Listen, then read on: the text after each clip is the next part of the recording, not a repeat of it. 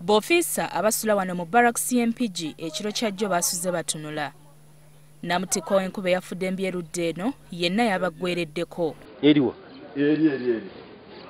Obusolya bw'amayumba gaabwe kibuyaga yabutikkuddeko, amalala ne ganyugunya ku ddimwa, olwo ne basigala mu kyangaala wamma ggwe ne gujabagira. Ebintu byabwe bingi byayonoonese. Bano bokka si be bakoseddwa. Abantu abalala abawerako mu kitundu kino nabo babyangatanye, amayumba gaabwe bwe gatikkuseeko obusolya, ebintu byabwe byonna ne bijjula amazzi. Yakusa kuyugumya amabaati ne gabandukako bwe gati ne gagenda akamyaso ne kakuba ne gabukako mu bbanga ne gagenda ne gagwa eri. Abantu basuze bayimiridde, twagala atiisi batuwa amabaati badabirize nnyo amayumba gaffe, tusaba buyambi. Bannampigi batawanyiziddwa nnyo enkuba egenda mu maaso n'okutonnya ennaku zino.